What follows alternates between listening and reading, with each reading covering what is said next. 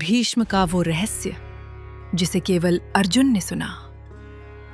कुरुक्षेत्र की धूल थम चुकी थी और भीष्म पितामह अपने तीरों के बिस्तर पर अंतिम श्वासों का इंतजार कर रहे थे।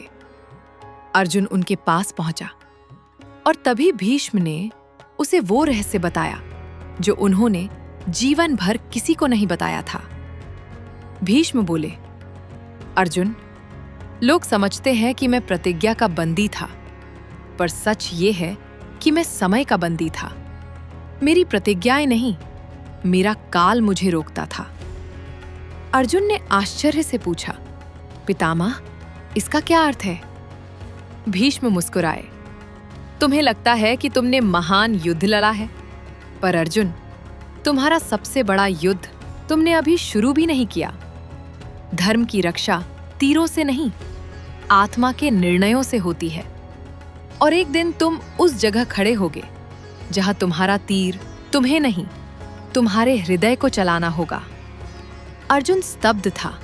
भीष्म ने आगे कहा, समझ लो अर्जुन, कभी-कभी ईश्वर किसी योद्धा को इसलिए चुनते हैं क्योंकि वो सबसे बलवान नहीं होता, बल्कि इसलिए कि वो सबसे अधिक टूट सकता है और फिर भी धर्म का साथ नहीं छोड़ता।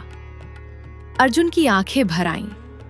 भीष्म ने अंतिम बार उसे देखा और कहा, याद रखना, जब तुम्हें लगे कि तुम्हारा मार्ग खो गया है, तुम्हारी शक्ति समाप्त हो चुकी है, तब तुम्हारी आत्मा ही तुम्हारा धनुष बन जाएगी।